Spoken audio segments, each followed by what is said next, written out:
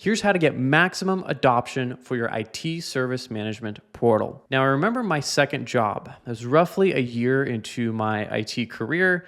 My first job was a little bit more technical support for specific product.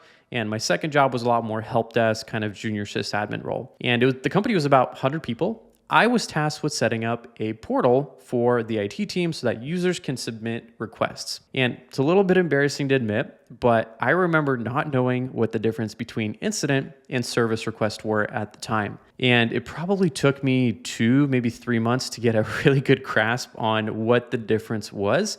And because of that, I actually didn't even implement incidents and service requests. It was all just like a get IT support kind of a request type on the back end. And it's a little bit embarrassing to admit, but I do tell that story because if I, someone who's more technically inclined, has been in IT for already a year into my career, didn't know the difference between an incident and a service request, there's probably a really good chance that most of the people in your company don't know the difference either. Now, the problem is I see so many organizations and clients that I've worked with, companies implement a portal and use the complex terminology that literally nobody understands.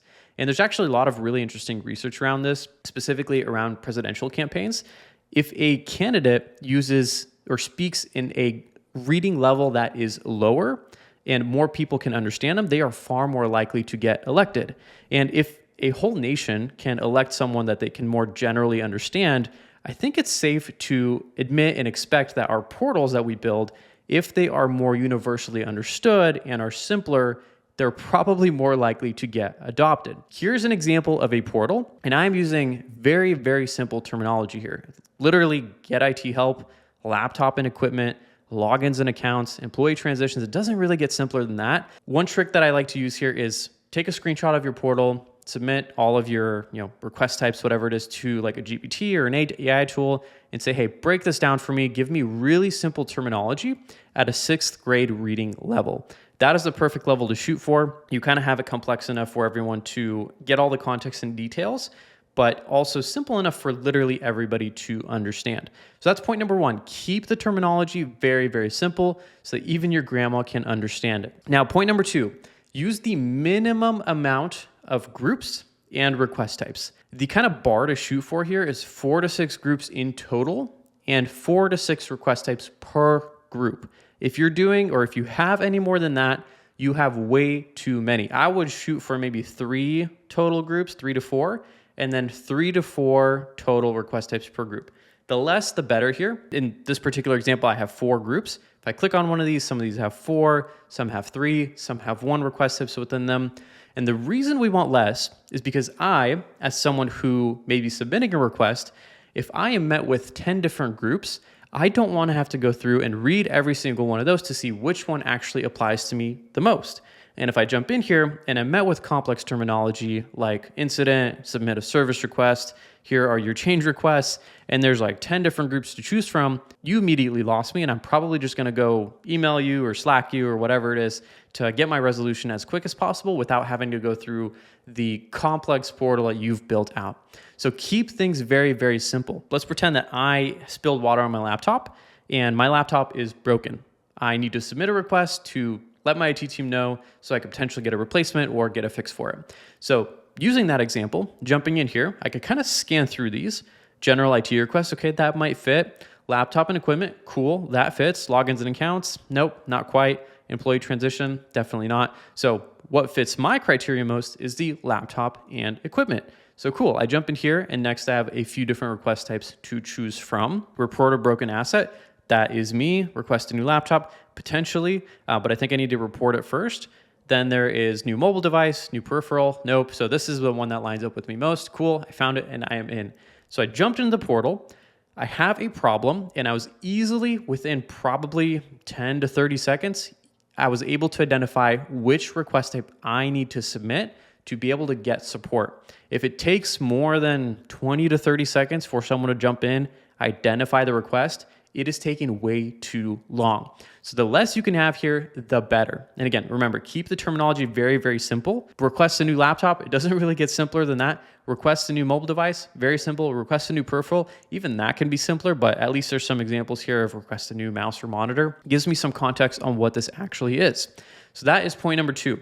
Point number 3 is to add conditional logic to your forms wherever you can. Because even if someone is able to identify and submit something really, really quickly or find what they need to submit, if they're met with 30 different required fields that they have to go through and fill out, make sure that they include all the context and details and information and their social security numbers and their credit card, they're not going to do that. They want to go in and as quickly as possible get support for their problem.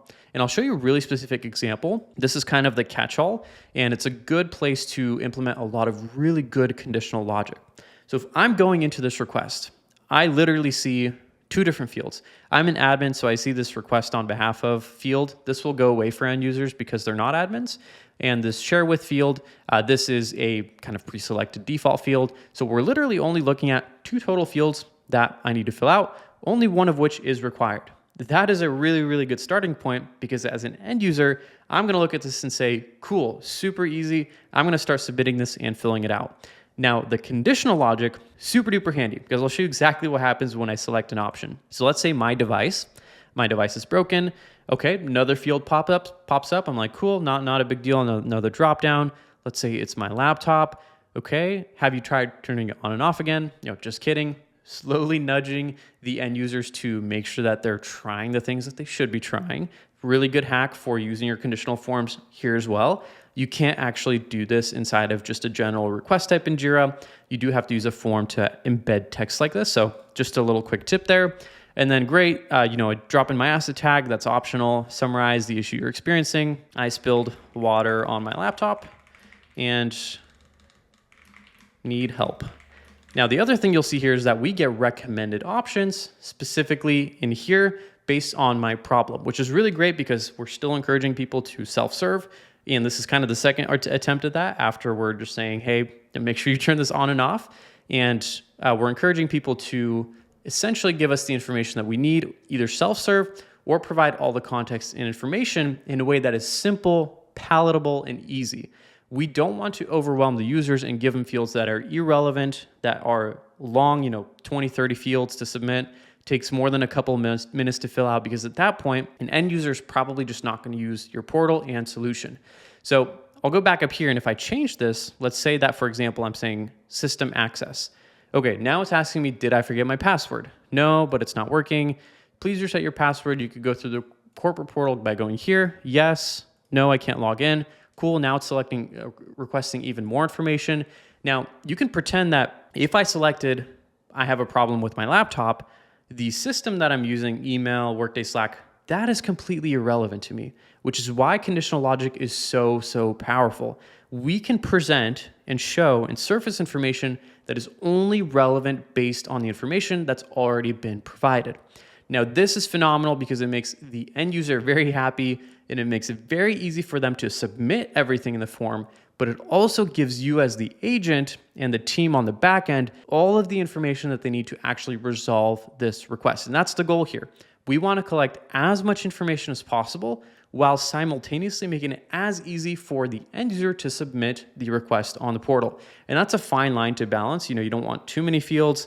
You don't want too much requirements, too many restrictions. So conditional logic is a really good way to go about this. So just to recap, use terminology that your grandma can understand, minimum amount of groups and request types, and then incorporate as much as you possibly can conditional logic into your forms within the portal.